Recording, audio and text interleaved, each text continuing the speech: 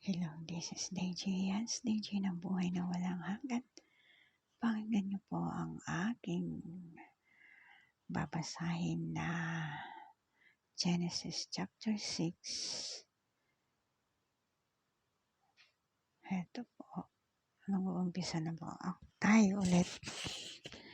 At nangyari nang magpasimula na dumami ang mga tao sa balat ng lupa at mga kag-anak na mga babae. At nakita ng anak ng Diyos na magaganda ang mga anak na babae ng mga tao, at sila'y nangagsikuha ng kanya-kanyang asawa sa lahat ng kanilang pinili. At sinabi ng Panginoon, ang aking espiritu ay hindi magkikipagpunyagi sa tao, magpakailanman, sapagkat siya man may laman.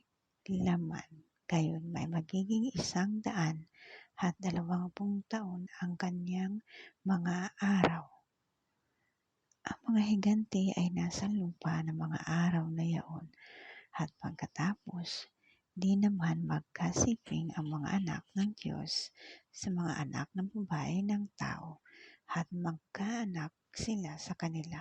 Ang mga ito rin ang naging makapangyarihan ng unang panahon ng mga lalaking bantog. At nakita ng Panginoon na mabigat ang kasamaan ng tao sa lupa, at buong haka ng mga pag-iisip ng kanyang puso ay pawang masama lamang na parati.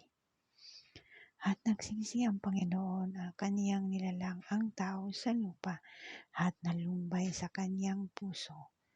At sinabi ng Panginoon, lilipulin ko ang taong na aking nilalang sa ibabaw ng lupa, ang tao, at gayon din ang hayop, at mga umuusad, at mga ibon sa himpapawid, sapagkat pinagsisisihan ko ng aking nilalang sila. Natapwat si Noe ay makasumpong ng biyaya sa mga mata ng Panginoon. Ito ang lahi ni Noe. Si Noe ay ang lalaking matuwid at sakdal noong kapanahunan niya. Si Noe ay lumalakad na kasama ang Diyos. At nagkaanak si Noe ng 3 babae, 3 lalaki, si Sem, si Cham, at si Japhet. At sumama ang lupa sa harap ng Diyos, at ang lupa ay napuno ng karahasan. At tiningnan ng Diyos ang lupa, at narito sumama, sapagkat pinagsama ang lahat ng tao ang kanilang paglakad sa ibabaw ng lupa. Ang sinabi ng Diyos kay Noe, ang wakas ng tao ay dumating sa harap ko, sapagkat ang lupa ay napuno ng karahasan dahil sa kanila, at narito sila aking lilipulin kalakip ng lupa. Gumawa ng isang sasakyang kahoy na gopher, gagawa ka ng silid sa sasakyan, at iyong siksikan sa loob ng labas ng sahig. At ganitong paraan, gagawin mo 3 siko ng haba ng sasakyan, 50 siko ng ang luwag, at 30 siko ang taas. Gagawa ka ng isang durungawan, sapagkat wawasakin mo ang isang siko sa dakong itaas, at ang pintuan ng sasakyan ay ilalagay mo sa tagiliran. Gagawin mo may lapag na lalong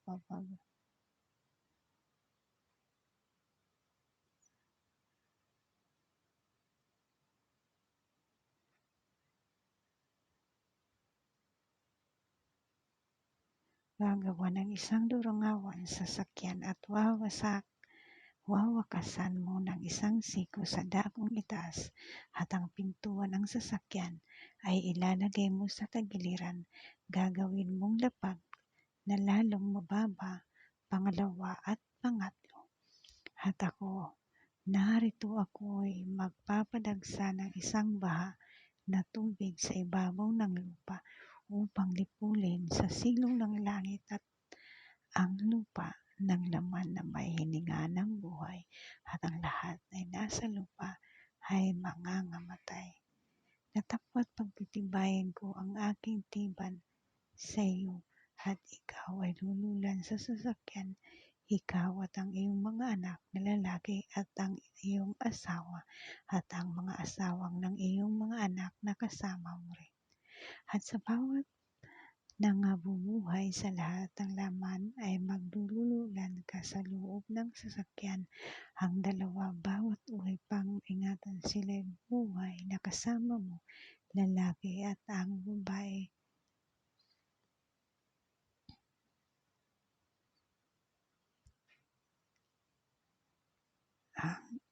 Ang kasama mo ang lalaki at babae ang kinakailangan sa mga ibon ayon sa kanilang uri, at sa mga hayop ayon sa kanilang uri, sa bawat pagsisiusad ayon sa kanilang